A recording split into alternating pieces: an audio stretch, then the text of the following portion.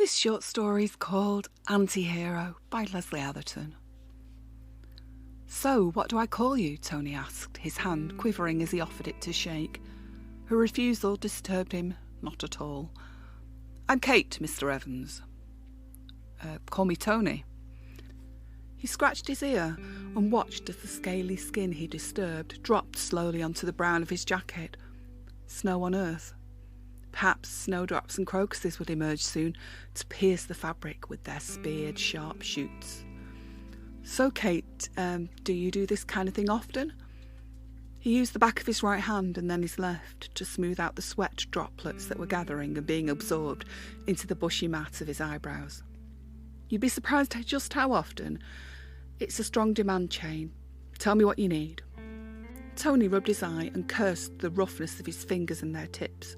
He cursed the labouring and the constant scratches of the gardener's life. He was sure he'd scratched his own eyeball and rummaged in his bag self-consciously. "My wife," he said, as he passed a photo to Kate.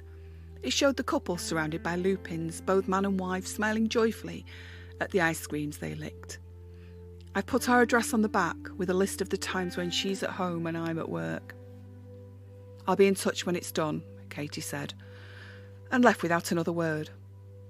She hadn't been as he'd expected, a young, vibrant woman with short bobbed hair, a woman who was sleek and agile with wealth, and who was tough, almost psychopathic in character.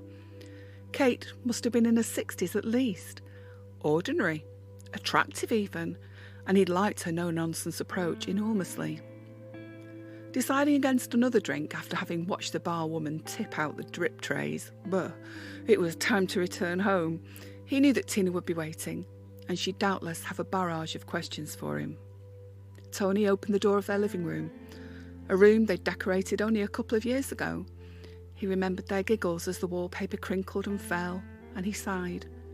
He found his wife asleep in her favoured armchair, with the fire on full blast. He turned down the heat and then turned down the television's volume. "Well," Tina said, waking groggily and looking at him straight in the eyes, "is everything on?" "Yes, darling. I met Kate. She was lovely. I gave her your specific requirements.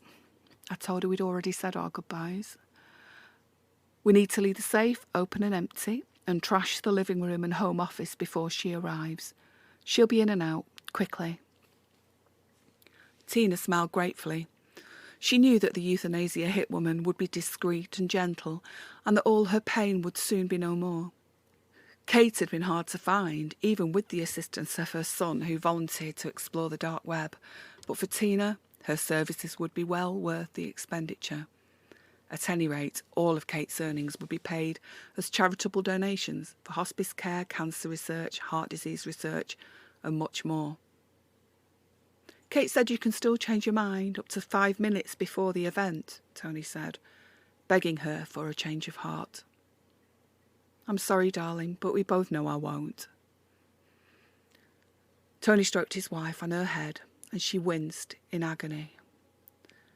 "Not long now," she whispered, and for the first time in months, she looked content.